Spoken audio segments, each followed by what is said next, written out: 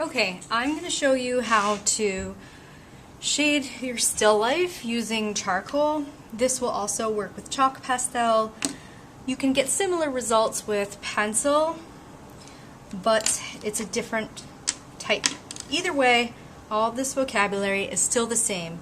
You will not write your vocabulary on your paper. I just did that to show you what I'm talking about. So, I'm going to start by using this value finder.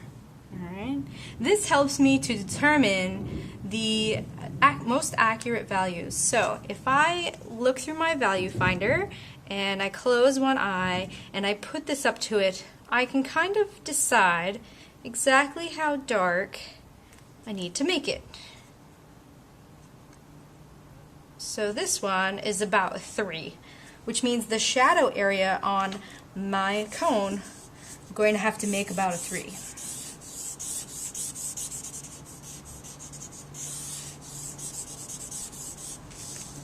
Let's see how I did. It needs to be a little darker. I'm going to use compressed charcoal for that.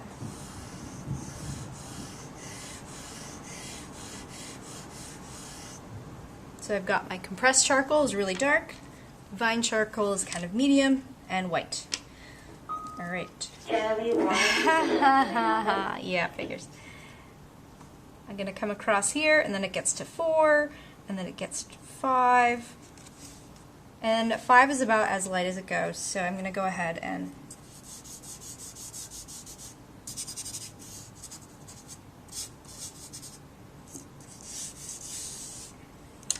with charcoal I can smudge if I want, or I can leave the lines in. If you're doing a curved shape, it's best to do curved lines.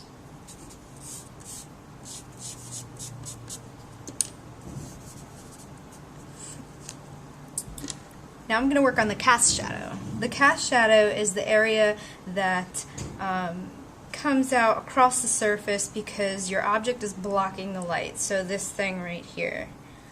Let me add my arrow. So my shadows are actually on the subject, and my cast shadows are on the table.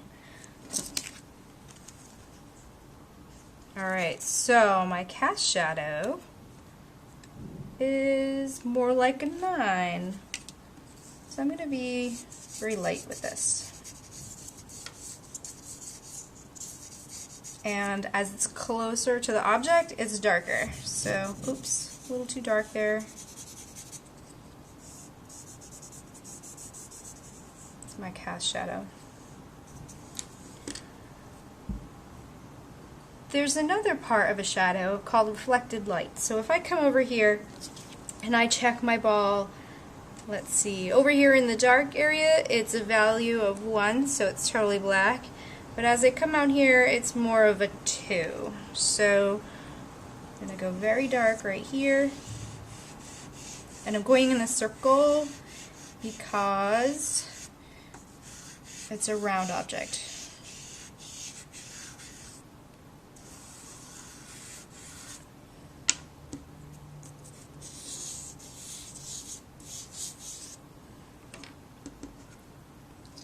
Check my cast shadow.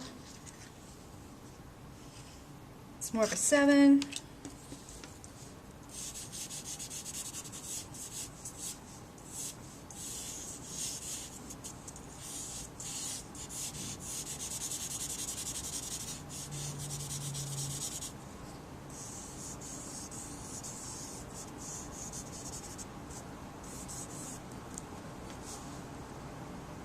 The shadows are darker where it's close to the object.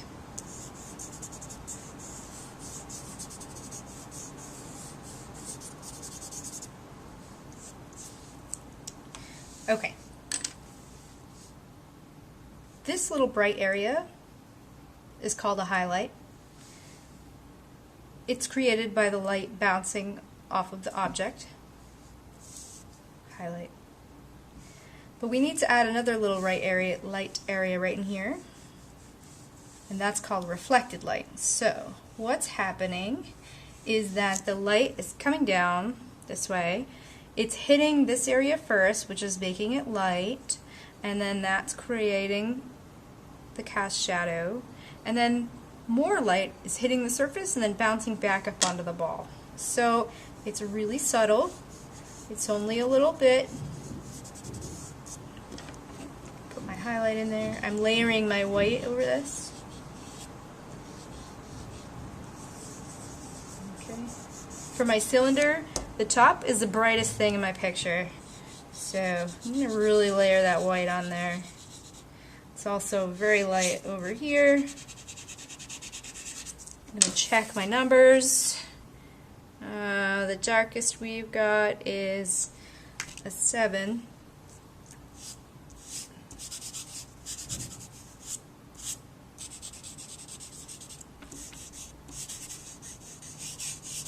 And there's some reflected light right here.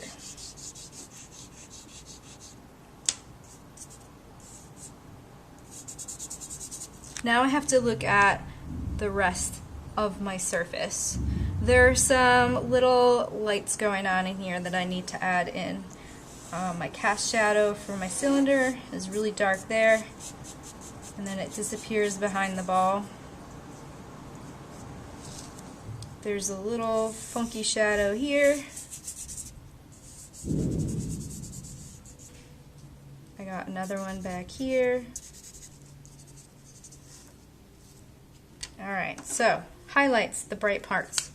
Reflected light is bouncing off the surface and back into the shadow part, and cast shadows are cast opposite of the light and are darker right under the object. So this might look something like this. We need our surface, so we're going to just call it this. The light's coming this way, so our surface will be slightly darker over here, and it'll lighten up as it comes across. Usually you do this first.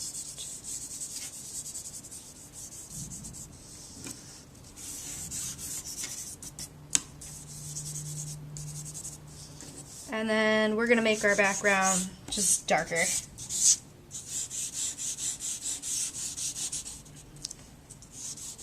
And as I come across, it's going to get lighter.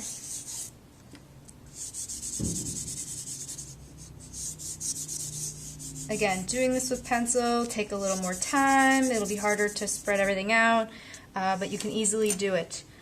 Alright, so if I was using a pencil, I would come in here and make my marks to create a sense of value. But I would not draw this line in here.